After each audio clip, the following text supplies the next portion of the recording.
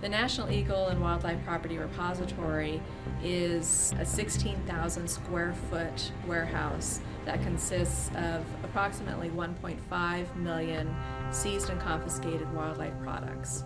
That's just a thimbleful of what comes into the country every single year.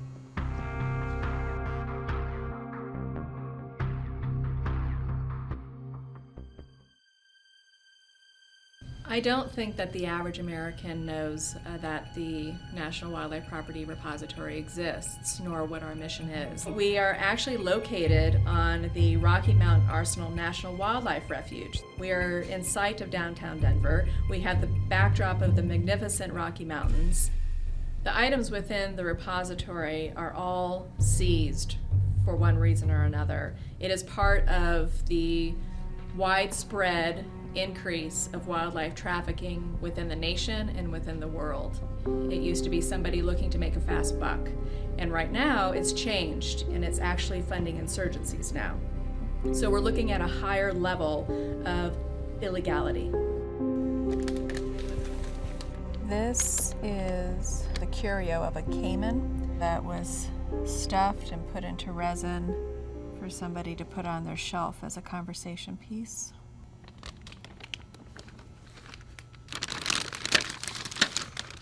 They are comprised of every taxa that you can imagine. Everything from reptiles, amphibians, fish, all the way up to the charismatic megafauna of tigers and bears and lions.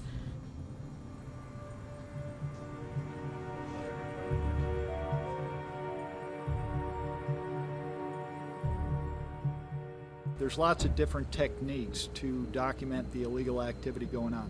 Sometimes those techniques are undercover operations, sometimes they're more overt operations. Lots of different ways to uncover the truth about what's going on with the illegal taking of wildlife. This came from sort of the dirty ivory in some respects. It still has pieces of the metal, jewelry.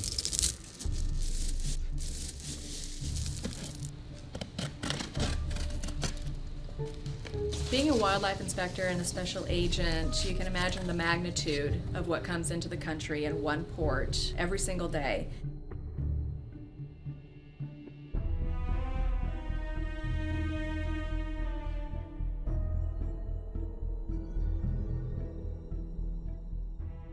A major concern currently in wildlife trafficking, we call them the big three. We have the tigers, we have the elephants, and now the rhinoceros. It's not traditional Chinese medicine that they're being poached and slaughtered for. It's to provide a status symbol to the new wealth in countries like Vietnam. So now they're increasing the poaching to provide this rhinoceros horn, and that's more valuable than cocaine or platinum. Whenever there's a commercial value in wildlife, there will be some who want to exploit that value. If left unchecked, that animal will be exploited, sometimes all the way down to extinction. This is mink. Leopard skin.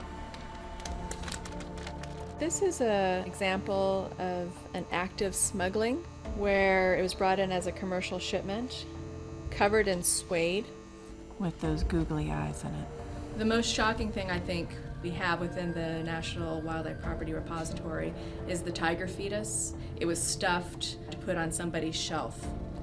This was an undercover case by one of our special agents who purchased the item for $3,500 illegally and then made the bust. There are only 3,500 tigers left in the wild. The low risk aspect is really within other countries, because they don't have the infrastructure or the law enforcement, if they did have regulations and laws, to enforce against wildlife trafficking. That's why the Obama administration has come out with a national strategy and implementation plan against wildlife trafficking. It is now a global security concern. When I see items like the tiger fetus, you can become despondent. But I think what's important is that you reframe your thinking and you look at it as a positive, that was actually something that was caught. Everybody can help be a solution to the problem by reducing their demand for such items. It's a simple supply and demand issue. If nobody were buying it, then the demand would decrease, and so would the supply.